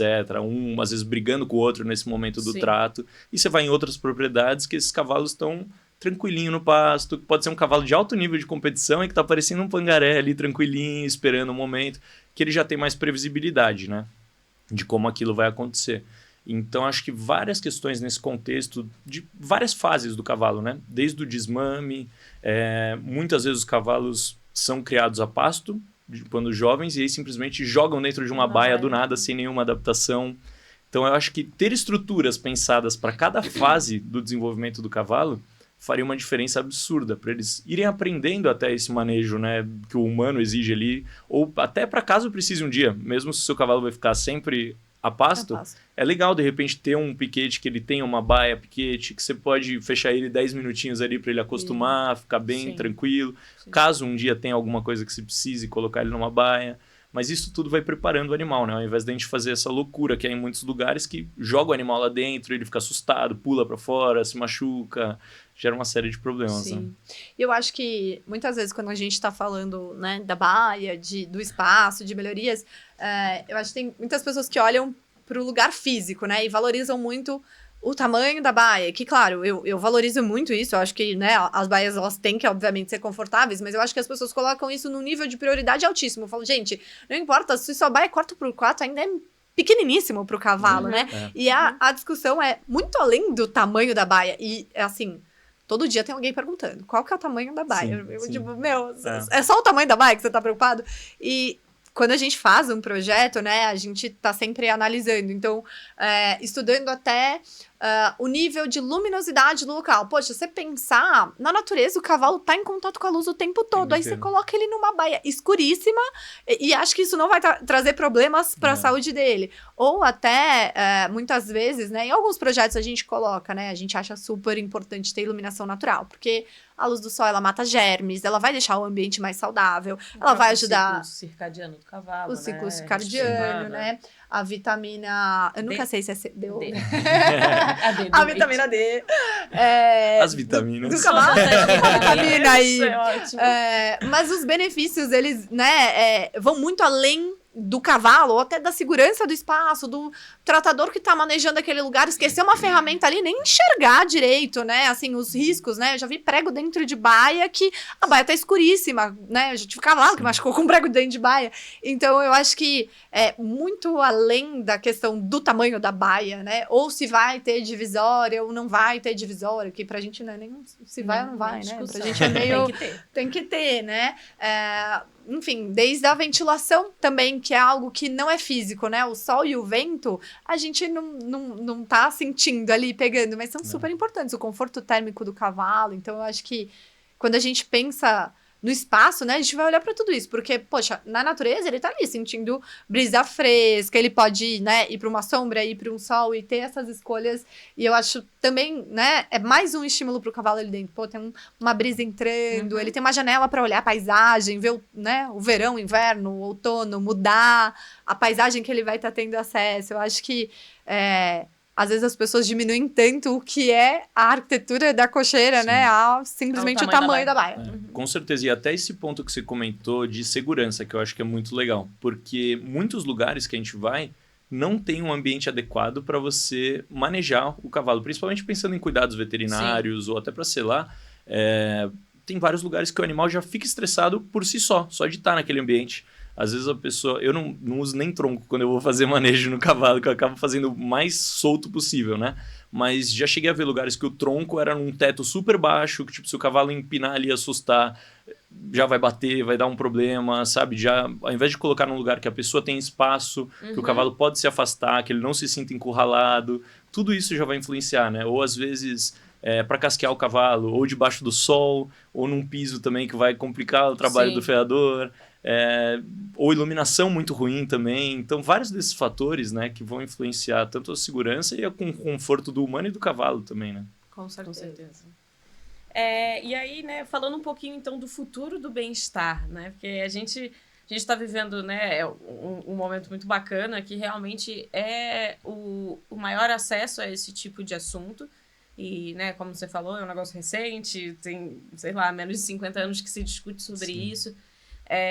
Então, é interessante que a gente está vivendo meio que já o futuro do bem-estar, mas queria entender de você se você enxerga dessa maneira também, né? Se você acha que a gente está vivendo uma mudança desses paradigmas hoje, e qual que você acha que vai ser a maior transformação nos próximos 10, 20 anos nesse ponto do bem-estar?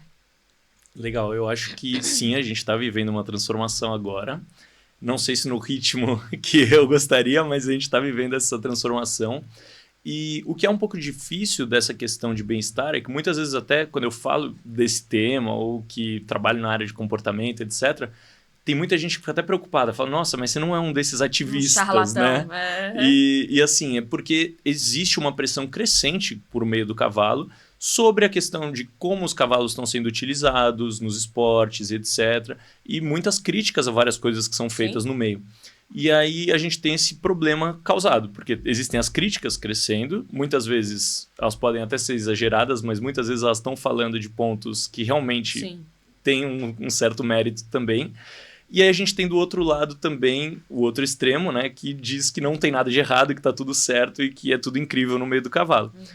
E nós pesquisadores, assim, a gente tenta se colocar também nesse meio, né, entre esses dois extremos, para poder avaliar o que está errado, de fato, e poder propor melhorias, né? Legal. Então eu acho que o principal e assim o grande risco é que o pessoal do meio do cavalo demore muito para perceber que a gente tem que começar a fazer essas mudanças, porque senão cada vez mais vão começar a criticar e com razão muitas vezes, né? Então acho que o principal era todo mundo do meio do cavalo entender que as coisas estão evoluindo, entender que a gente tem a ciência para ajudar a gente nesse processo, para mudar o manejo, mudar o treinamento, mudar a forma como a gente ensina as crianças e tudo isso para a gente poder ter um esporte melhor e mais proveitoso em todos esses pontos, desde a arquitetura, da nossa relação com o cavalo, parar de fazer manejo agarrando o cavalo, lutando e tudo isso, né? Então a gente consegue chegar num mundo melhor, às vezes até mudar a regra de algumas modalidades, ter uma modalidade que dá espaço para de repente, assim, na minha visão, um desafio que seja muito grande pro cavaleiro, para técnica, para o treinamento, mas não que exija necessariamente absurdamente física e mentalmente do cavalo, né? Porque acho que a grande questão que tem que ser avaliada é o treinamento, é o preparo ali do cavaleiro, do conjunto, né? Então, vários fatores que eu acredito que ou a gente mudando ou vão ter essa pressão para mudar por nós. Exato. E aí você... Opa, pode falar. Não, pode falar. Não, que eu ia perguntar realmente como que você acha que a inteligência artificial, né, vai entrar nesses próximos anos para colaborar com isso tudo, né? E sei lá, será que a gente vai chegar daqui 10, 20 anos, a gente vai dobrar, né? Vamos dizer, colocando de uma maneira muito simplista, mas a gente vai dobrar essa qualidade, a gente vai conseguir tá olhando dessa maneira mais forte para isso? O que você imagina? Não sei se dobrar, eu espero muito que sim, né? Mas assim, a inteligência artificial, dentro do que eu venho trabalhando na minha tese de doutorado, justamente a gente poder ter uma ferramenta objetiva para ajudar as pessoas e até para poder, né, servir para competições e etc., da gente poder avaliar melhor as emoções dos cavalos durante essas competições e até em outros momentos das nossas interações, treinamento, dia a dia, etc. Porque, infelizmente, tanto veterinários quanto proprietários, etc., não só não sabem reconhecer bem emoções e comportamentos dos cavalos, como a gente é meio que ensinado a ignorar. Sim. Então a gente vê às vezes um show de horrores em algumas provas ou até em redes sociais com fotos que o cavaleiro tá feliz da vida e o cavalo tá horrível, com uma expressão facial muito ruim. Então eu espero que a inteligência artificial possa ajudar a gente com as diferentes formas que tem de analisar, né? tanto para a gente identificar como se parece um cavalo, tanto infeliz quanto um cavalo mais feliz, e também ensinar as pessoas a verem isso, né? Então, poder ajudar em algumas provas, de repente, isso poderia até entrar como parte do critério de avaliação, Legal. né? Porque você ter, numa prova de salto, por exemplo, se tem um cavalo saltando extremamente infeliz, mas não derrubou nenhuma vara e fez o menor tempo, e outro que fez quase o mesmo tempo, super tranquilo, ele vai perder. Né? O que tá totalmente corcoviando ali, chacoalhando o rabo, brigando a cabeça, ele vai ganhar. Sim. Só que, na verdade, na minha visão, o outro, que seria o segundo colocado, mereceria muito mais, porque ele conseguiu treinar o cavalo para ele chegar ali expressando um comportamento tranquilo e fazer todos os desafios da prova. Né? Então, é uma outra visão, talvez um pouco mais voltada pro cavalo também nesse cenário. Né? É interessante porque, pelo menos para mim, chega da mesma maneira, né? Que antes, por exemplo, no início o bem-estar foi voltado para o que meio que não se deve fazer, né? Isso. E hoje nas competições tem também. Então, se sai o sangue do cavalo, está desclassificado. Então, acho que as coisas tendem a começar por aí, né? Por onde tá muito gritante, por onde está muito errado, para depois a gente ir entrando nessa sutileza, né? E realmente da leitura das coisas. Né? Eu acho que tem um fator que é muito desafiador sobre essa mudança no meio do cavalo. Principalmente aqui no Brasil, a gente ainda não tem muito uma formação oficial, assim, desde crianças a profissionais, treinadores, etc. Então, o que acaba acontecendo é que muitas vezes as pessoas olham quem está no topo e se espelham nisso. Sim. Mas até essas pessoas que estão no topo também são vítimas desse cenário, dessa falta de informação, e muitas vezes estão usando equipamentos sem nem saber muito bem como funcionam ou porquê, sem nem saber técnicas de treinamento. Sim. Ou até com criança, né? É uma loucura. Que, bota a espora na criança. O material básico para uma aula de equitação da criança é comprar um chicote colorido e aí pode começar a aula, né? Tipo, sem nem saber, às vezes, levar um cavalo no cabresto. Não aprendeu o básico da interação com o animal, né? Perfeito, né? Eu achei muito legal também, teve uma hora que você comentou sobre a nossa relação com o cavalo, né? E eu acho que as pessoas estão cada vez mais olhando para isso. A gente tem uma cliente até que nos procurou, falou, olha, eu levo meu filho montar... mas eu queria um lugar que fosse uma escolinha. Ela falou assim, uma escolinha de interior, sabe? Eu falei, mas como assim uma escolinha de interior? Ela, eu queria que ele tivesse um contato maior com o cavalo. Porque ela falou, eu levo ele montar numa hípica aqui na cidade e é super mecânico. O cavalo tá selado na pista, ele vai, senta no cavalo, né? Faz a aulinha dele do cavalo, desmonta o cavalo ali na pista mesmo e já tem um tratador para levar o cavalo embora. Então, e ela não quer isso. Ela falou, é super mecânico e o meu filho nem tá gostando. Tipo, e não é que ele não gosta de cavalo, mas ele faz isso de uma maneira tão mecânica, tão fria, tão mecânica, que ele acaba não criando contexto nem relação nenhuma com o animal ali, né? E aí ela vai sair da capital para ir procurar um lugar onde ela consiga ter isso. Então, acho que existe já essa movimentação, né, das pessoas olhando. Não, e é tão triste que seja essa realidade, né? Porque, assim, toda essa vivência é muito importante também para a relação, para o treinamento, para a aprendizagem dos dois, tanto do cavalo quanto do humano, né? Então, eu adoro poder fazer parte, desde eu que faço o casqueamento do meu cavalo, treinamento, faço todos os processos que eu posso fazer parte, porque eu acho que isso traz um conhecimento, um aprendizado muito grande. Sim. E a prática a gente vê pessoas que realmente pegam já lá o cavalo selado, não sabem selar, não sabem escovar às vezes, não sabe olhar um dente para ver se está ok ou não, não sabe limpar um casco, assim, um manejo geral, né? Então, tudo isso daria muita informação, a pessoa vai pegando um contato, até uma parceria muito melhor com aquele cavalo. Com certeza. E tem muitas hípicas que são tão tradicionais, assim, que eu já tive até clientes com isso, que me buscaram porque estavam com receio, com medo de montar, então era para fazer um trabalho nesse sentido de confiança. E aí a primeira coisa que eu falei era se a gente poderia fazer atividades com o cavalo sem estar montado. Então, fazer treinos do chão e etc, que... Putz, a gente pode fazer tanta coisa, a gente pode fazer com reforço positivo, usando alimento, ensinar vários truques ali para o cavalo também, tem muitas coisas que a gente pode fazer com isso. Várias coisas que, assim, até a base da equitação clássica é ensinada do chão antes de estar montado, só que parece que isso se perdeu em algum lugar, porque nessa época, por exemplo, falaram para ela, não, é proibido trabalhar o cavalo na pista sem estar montado, só pode entrar na pista montado. Eu falei, mas não tem nenhum horário, assim, porque de repente é por outros alunos, né? Não tem, sei lá, na hora do almoço, sei lá, alguma coisa que você pode... Não pode. O cavalo na pista tem que estar montado. Que coisa, né? Putz, então assim, né? E mesmo fora, você pode trabalhar, às vezes no piquete, na baia, dá pra gente ser muito criativo. Pra mim, às vezes, o trajeto que eu faço com o meu cavalo, da pista até o piquete, levando ele de volta, eu posso fazer esse trajeto treinando. Ensinando, por exemplo, mesmo do chão ou montado, para ele responder a um alto por comando de voz, Sim. ou até para voltar a andar, ensinar todas essas coisas. Eu posso usar esse trecho que eu tô andando para treinar isso, mas ninguém aproveita, né? Porque já pega, a moto tá pronta ali e vai. E vambora. Caminhando agora para o final do nosso podcast, a gente sempre gosta de encerrar, Gabriel, com um jogo rápido. Então, é um momento onde eu faço uma pergunta e você responde a primeira coisa que vem à sua mente aí. Difícil esse. Um mito sobre comportamento equino que precisa acabar. Um mito sobre comportamento equino.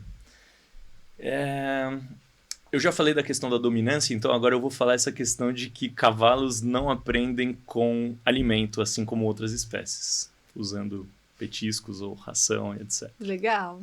Um comportamento dos cavalos que ainda mais te impressiona. Eu acho que o que mais me impressiona é o quanto eles são resilientes, porque mesmo passando por todos esses erros que a gente comentou alguns aqui de manejo, de rotina, de ambiente, de treinamento, tem muitos que ainda aguentam passar por todo esse processo, sabe? Com certeza. Então isso me impressiona, assim. E quando a gente melhora a vida deles, é maravilhoso. Um erro de manejo que você gostaria que desaparecesse. Falta de volumoso, acho que eu iria com esse. Uma característica que todo bom cavaleiro deveria desenvolver. Eu acho que paciência Ótima seria importante. característica. E tentar colocar a visão do cavalo também, né, em consideração. Legal. Olhar, dar mais voz pro cavalo. Uma mudança simples que melhora muito a vida do cavalo.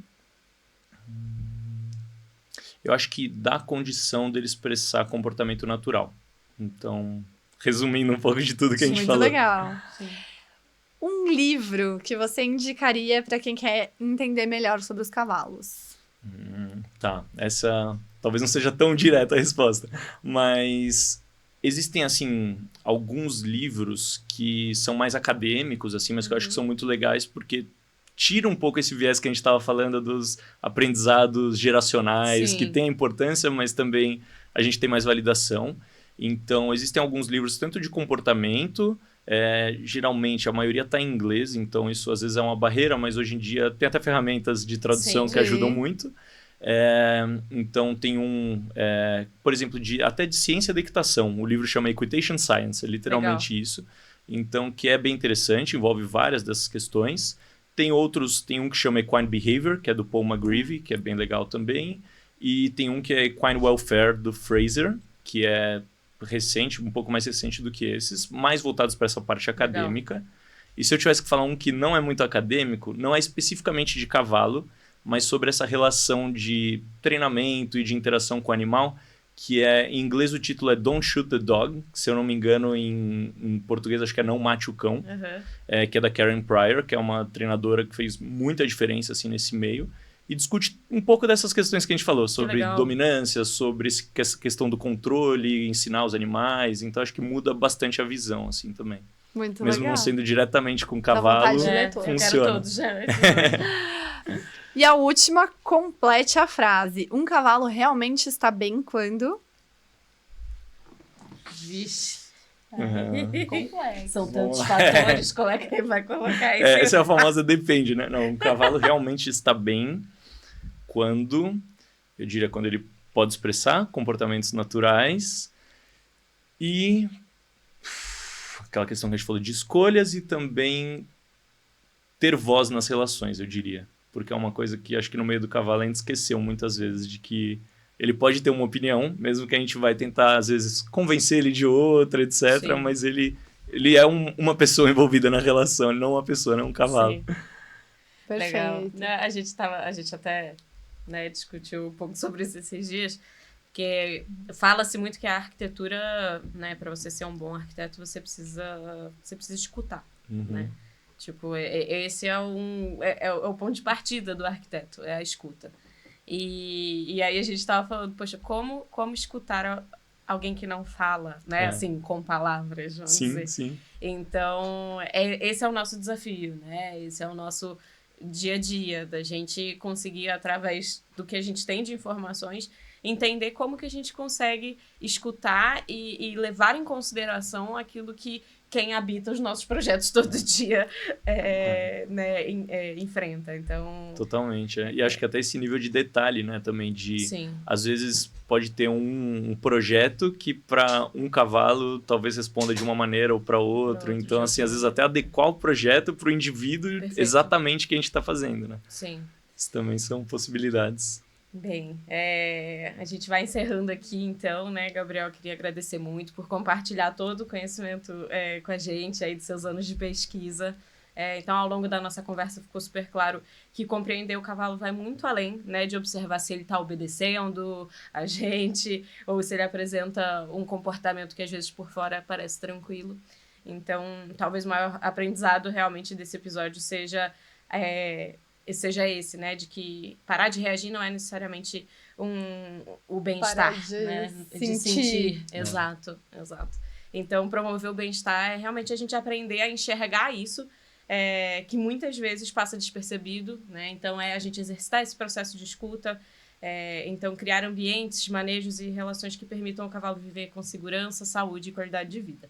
Muito obrigada. Escolhas para eles. Exato. Também, Nessa questão da escolha, achei super legal. Muito. E então, muito obrigada pela sua presença. Foi um prazer receber você aqui com a gente no podcast da Arquitetura Equestre.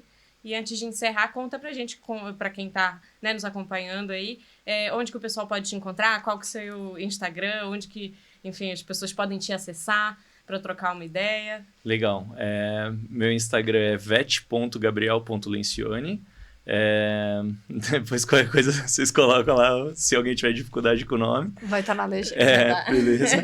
E acho que é isso, assim, agradecer muito pelo convite mais uma vez, porque eu acho que é muito importante a gente quebrar esses tabus no meio do cavalo, discutir tudo isso. Acho que muitas das coisas que a gente discute hoje, antigamente, ou até hoje ainda tem gente que acha que é frescura. Né? Nossa, arquitetura para cavalo, treinar levando em conta a emoção do cavalo e etc. Mas eu acho que é parte dessa mudança, da gente buscar um mundo melhor pra gente e pra eles também. Muito legal. Com certeza. Finalizar, acho que é isso. Queria agradecer e deixar o recado pra você que tá aí, que escutou a gente até o final. Eu acho que o papo foi longo. Acho que foi o podcast mais longo que a gente teve, porque muito assunto pra gente falar por aqui. Então, e se você acha que isso faz sentido pra algum amigo, algum parente, familiar, pessoa do cavalo, um colega que monta com você, eu tenho certeza que o Gabriel falou muita coisa super interessante aqui, independente do esporte, pra gente melhorar essa relação que a gente tem com o cavalo. E não deixa de acompanhar a gente no nosso perfil, @arquitetura_equestre. É por lá que a gente vai postar os cortes do podcast, a data que vai sair. E vamos estar sempre postando novidades para todo mundo que é apaixonado pelo cavalo. Obrigada e até a próxima.